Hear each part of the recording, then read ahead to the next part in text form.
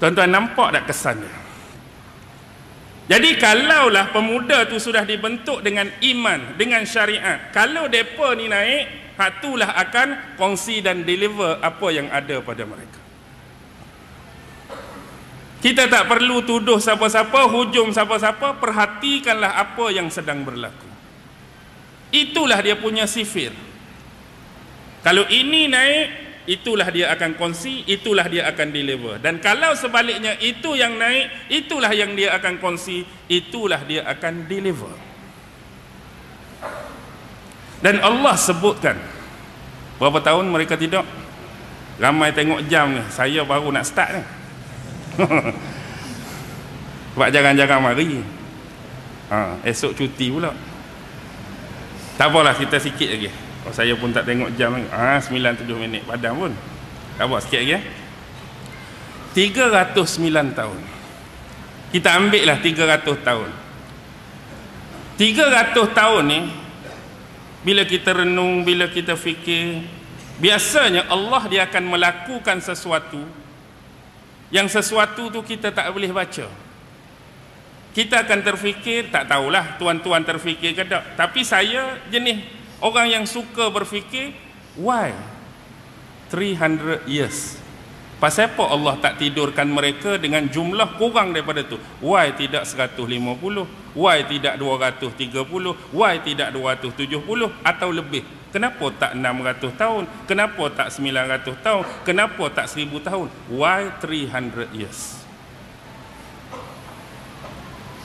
Tapi kita tengok satu-satu, walaupun ini sekadar kemungkinan yang saya boleh bawa kepada tuan-tuan untuk sama-sama berfikir. Ada riwayat yang menyebut perselisihan pandangan dan pendapat. Pemuda-pemuda ini mendapatkan sumber iman mereka daripada mana?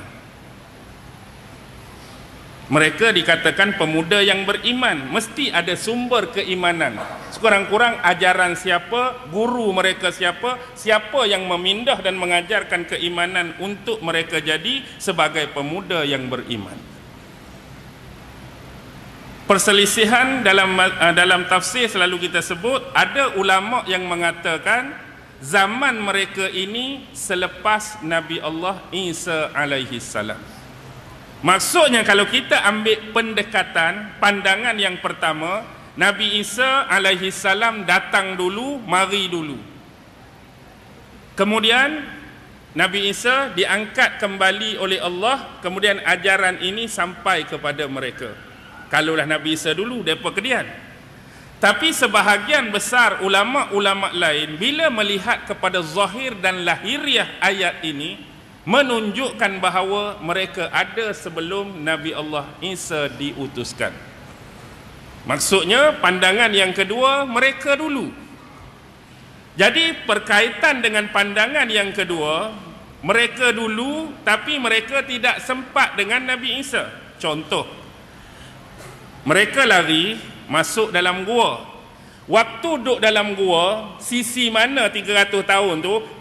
100 tahun awal ke, 100 tahun nak tengah ke, 100 tahun kat ujung ke, wallahu alam. Dalam tempoh 300 tahun ditidurkan itulah Nabi Isa dilahirkan oleh Allah. Nabi Isa membesar sebagai remaja. Nabi Isa diangkat menjadi seorang Nabi dan Rasul. Nabi Isa berdakwah. Nabi Isa menunjukkan mukjizat-mukjizat. Nabi Isa difitnah. Nabi Isa kemudian diangkat kembali oleh Allah.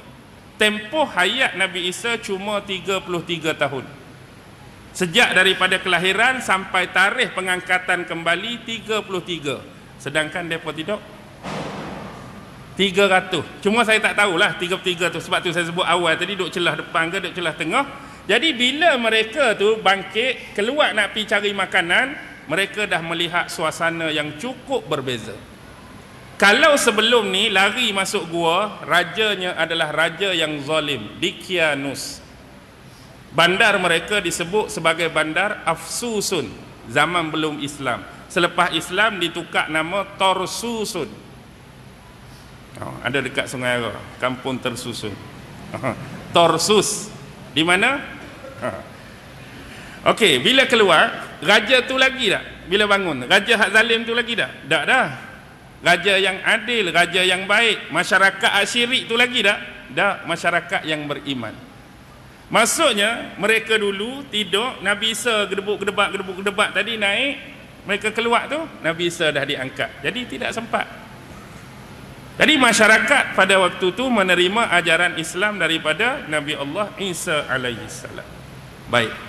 Di sini kita akan dapat satu penanda atau satu clue. 300 tahun bukan sekadar nombor. 300 tahun bukan sekadar angka, tetapi dia adalah bentuk kitaran yang menunjukkan naik dan turun, yang menunjukkan jatuh dan bangunnya sesuatu pemerintahan mungkin. Naik dan turun, bangun dan jatuhnya sesuatu agama mungkin. Naik, turun, bangkit, jatuh sesuatu kepercayaan mungkin. Baik. Asal letak gap nampak, saya nak suruh nampak step ni. Raja Diocletianus yang zalim, masyarakat yang menyembah berhala, masyarakat tagut, masyarakat yang mengorbankan binatang dan haiwan korban untuk berhala. Ni masyarakat. 300 tahun berlalu, apa yang terjadi setelah mereka keluar gua? Tidur kan 300 tahun. Berlalu dah 300 tahun tempoh tu. Keluar gua raja yang adil. Keluar gua masyarakat yang beriman. Baik.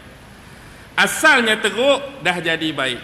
Kita andaikan dan anggarkan kelahiran Nabi Isa sebagaimana yang selalu disebut 1 Masihi sebagai benchmark dan penanda aras kelahiran Nabi Isa. Bila diangkat umur 33, maksudnya Nabi Isa diangkat ketika 33 Masihi. Baik. Elok ajaran Nabi Isa, soleh ajaran Nabi Isa, baik ajaran Nabi Isa, mentauhidkan Allah, mengikuti ajaran-ajaran dan syariat sebagaimana perintah Allah. Hak baik dah ni, hak elok dah ni. Cuba tuan-tuan perhatikan apa berlaku 300 tahun kemudian. Apa berlaku 300 tahun kemudian? Asal teruk, keluar gua baik. Lepas baik ni 300 tahun ke hadapan apa jadi? Tuan-tuan tahu tak peristiwa persidangan Naisya 325 Masihi? Maksudnya 300 tahun ke depan tu. 325 Masihi terjadi persidangan Naisya di mana? Di Turk. Kalau dulu tu dia adalah kerajaan Romawi Timur, Byzantium Timur. Hari ini tempat persidangan tu duduk dalam wilayah persempadanan negara Turki. Apa yang berlaku 325 Masihi? Masa tu siapa yang memerintah kerajaan Byzantium Timur? Maharaja Konstantin. Pada masa tu ajaran Nabi Allah Isa ni sudah terbelah dua. Tengok tempoh ratusan tahun ni menyebabkan manusia mengamalkan agama sudah tidak sebagaimana aslinya, tidak sudah sebagaimana asalnya, walaupun masih ada yang berpegang. Pada waktu tu terjadi pertelingkahan dan perbalahan yang cukup besar di antara dua aliran. Saya sebut ringkas-ringkas. Pertama disebut golongan Arius. Siapa dia Arius? Arius ni ialah seorang presbyter.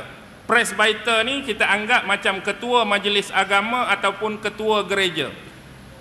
Dia lahir 250 Masihi, dia meninggal 336 Masihi. Dia meninggal 336, peristiwa ni 325.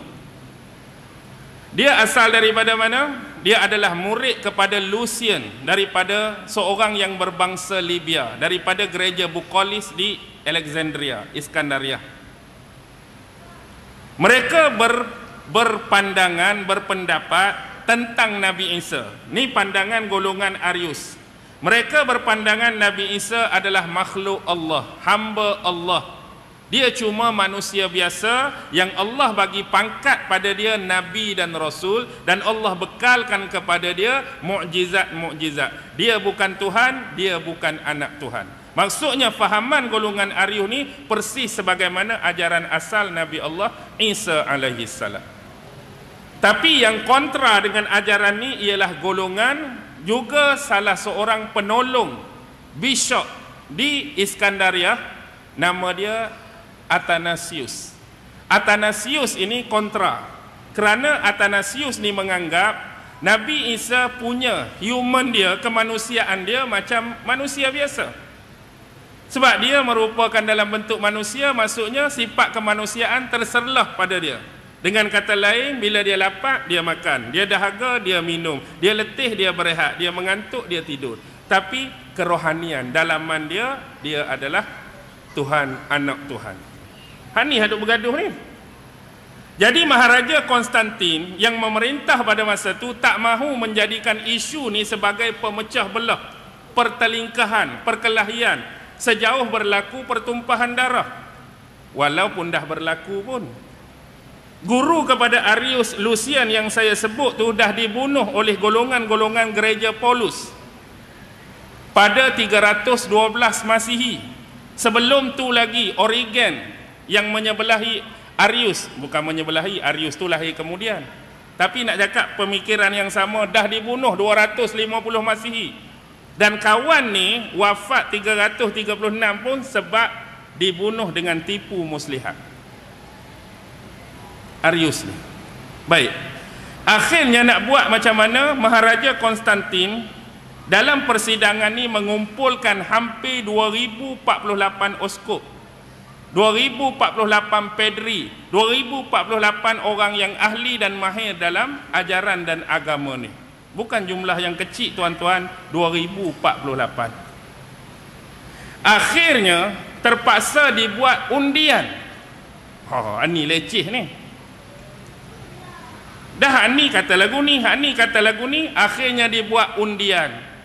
Apabila undian dibuat 1730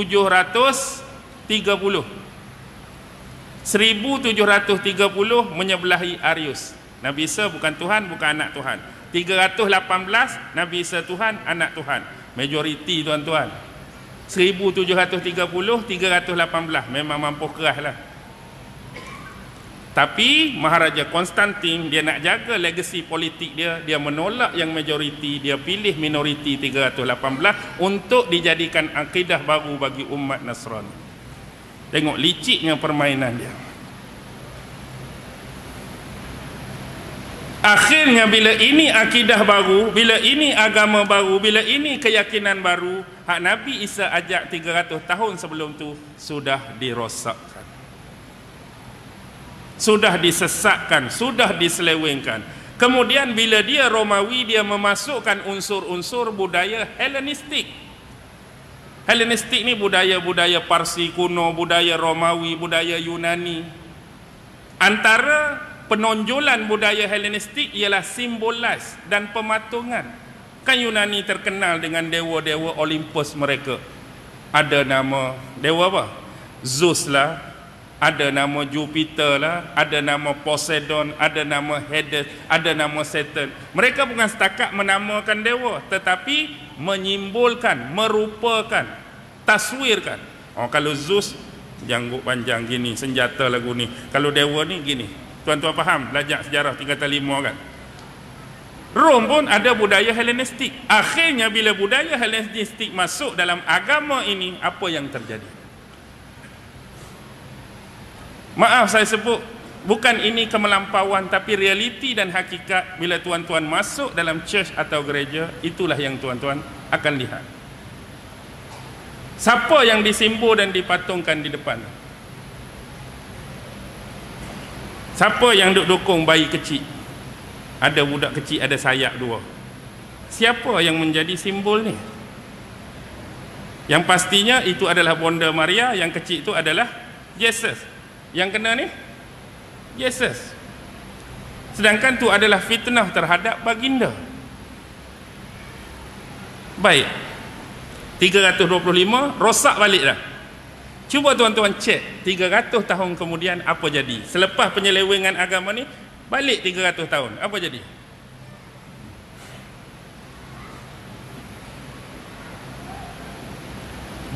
April atau setengah riwayat sebut 22 April 571 Masihi.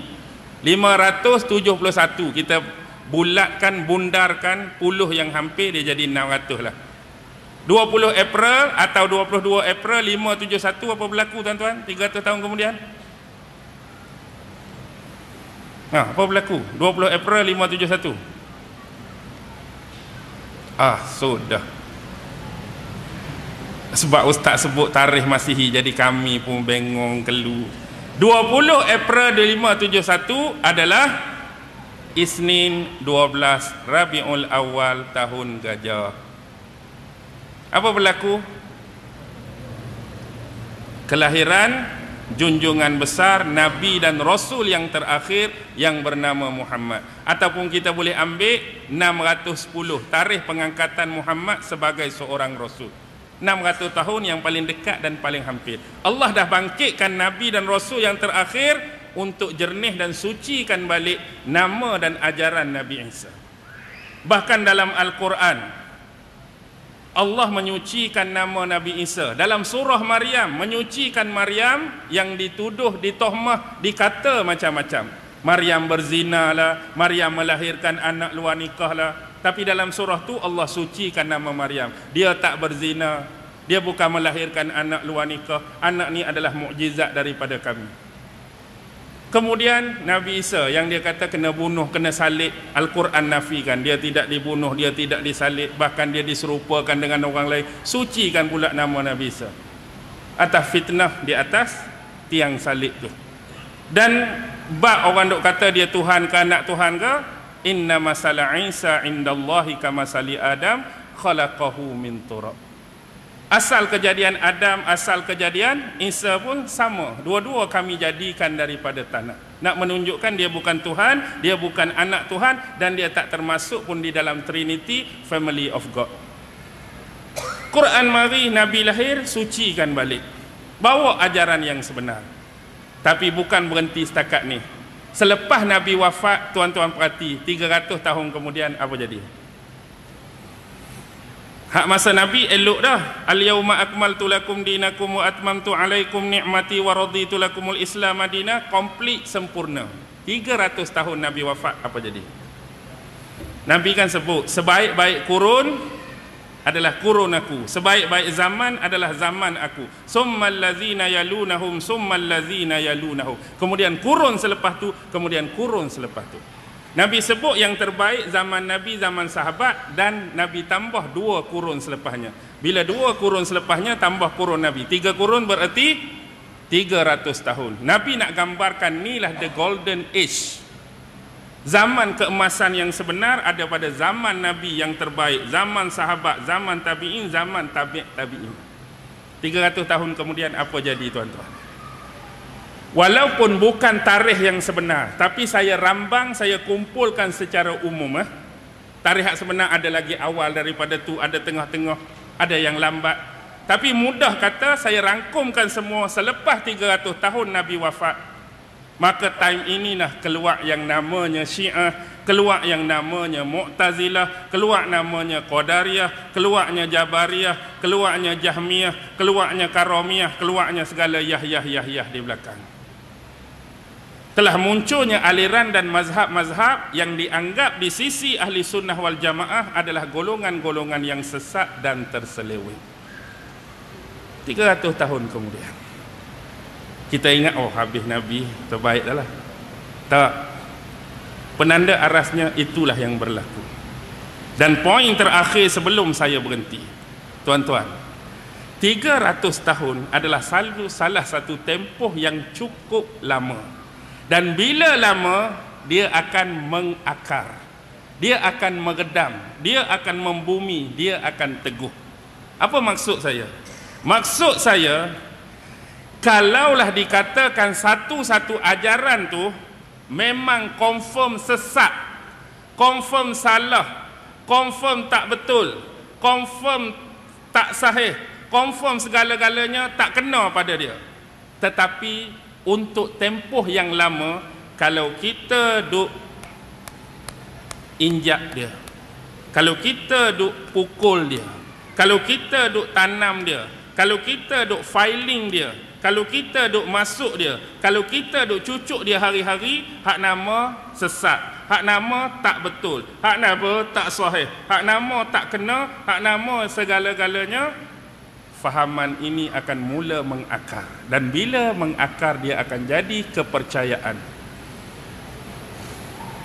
Bila tempoh tu terlampau lama, tuan-tuan tengok, agak-agak Nabi Ibrahim dan Nabi Ismail ajak dak masyarakat Mekah sembah berhala? Tak mungkin. Tapi bila berhala start masuk di bumi Mekah? Zaman pemerintahan Bani Khuza'ah yang mengambil tampuk pemerintahan daripada Bani Jurhum. Bani Jurhum kalah dalam peperangan, Bani Khuza'ah ambil. Pemimpin pertama Bani Khuza'ah, Amru bin Luhai Al-Khuzai. Pergi ke Balqa di Syam, dia lihat orang di sana suka sembah berhala. Bila dia nak balik ke Mekah, dia minta sekok. Alang-alang aku nak balik, ramai sekok, aku nak balik ke Mekah. Inilah sejarah kemasukan patung Hubal. Patung yang dibuat daripada batu akik merah dengan sempurna sifat kecuali tangan kanan terpotong. Bila balik, mereka sepuh balik tangan ni dengan emas. Letak dalam mana? Letak dalam Kaabah. Bila tiba musim haji, walaupun cara jahiliah, mereka keluarkan patung letak depan pintu Kaabah. Bila orang tawaf 7 kali, berhenti depan patung. Di sinilah berlaku mula berdoa, memohon, mengharap pada kawan ni. Lama-kelamaan, takkan di Mekah saja kita buatlah kabilah kita, dusun kita, bani kita, sikit-sikit seorang. Bila dia membiak, kita tahu ni syirik, kita tahu ni salah, kita tahu ni sesat, kita tahu ni seleweng. Tapi bila masa tu memakan masa dan tempoh yang lama, dia jadi agama, dia jadi akidah, dia jadi kepercayaan. Bila mari Nabi hak sebenar, bila mari Nabi hak betul, senang ke susah nak buang balik? Senang ke susah? Susah dah tuan-tuan. Hak mana yang senang beriman? Hak Allah sebut. Golongan muda lah hak senang. Golongan tua, hak lama tu dah, akar dia masuk dalam dah. Muhammad hak sebenar tu dia lawan. Muhammad hak sebenar tu dia perangi. Muhammad hak cerita hak betul tu, dia duk lawan hari-hari, dia duk tuduh hari-hari, dia duk label hari-hari. Tu hak sebenar. Tapi hak pegangan dia salah, walaupun salah, bila tempoh tu masa, dia jadi pegangan susah. Mudah nak faham. Kalau kita duk sebut di sisi Ahlus Sunnah wal Jamaah, Syiah salah, Mu'tazilah salah, hak tu salah, hak ni salah. Kita tahu tu salah. Tapi bila dia mengakar umbi, membarah dalam tempoh yang lama, saya nak tanya tuan-tuan, 2024 Syiah ada lagi ke tak ada? Hak kata sesat, hak kata seleweng, duk ada. Mu'tazilah, hak kata sesat, hak kata seleweng, 2024 ada lagi tak? Semua hak saya sebut tadi duk ada lagi semua. Sebab dia duk ni. Salah pun tak apa.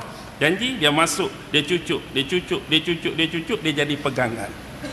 Tapi bila orang kata salah tu, sesat tu, bangun lawan kita, mana boleh salah ni, hak betul.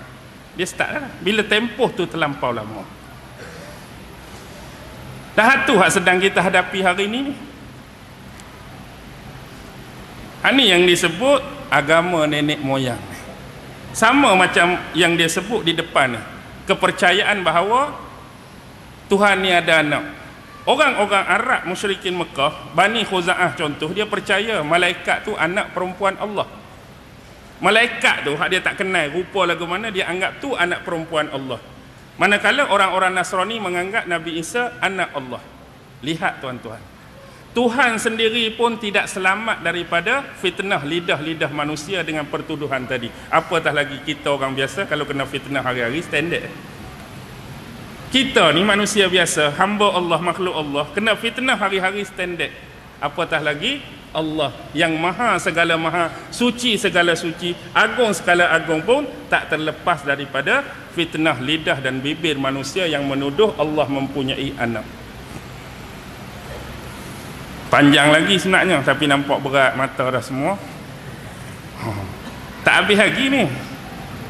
Ayat tak habis lagi walaupun pendek kan. Wazidnahum huda, tak syarah lagi tu. Nanti kita syarah tahun depan kena panggil lagi lah. Nak berhabis pendek tu. Jadi saya pun biasalah kering tekak kan. Kering tekak. Tapi sebab semangat ni, serak-serak mula-mula tu dia makin hilang. Macam Suzuki lah. Kalau orang Kelantan cakap dia ngujung tu. Ngujung dia slow dulu. Dia. Orang biasa racing tahu kan. Masuk ngujung, tahu tak sini? Masuk ngujung tu. Kalau Honda dia stabil je. Honda kalau kita perak 100 dia 100 statik lagu tu lah. Kalau Suzuki ni dia slow sikit, slow. Dia makan ujung. Tu Suzuki. Sebelum Honda dengan Suzuki jadi lebih detail, jadi saya berhenti. Wabillahi taufiq wal hidayah. Wassalamualaikum warahmatullahi wabarakatuh.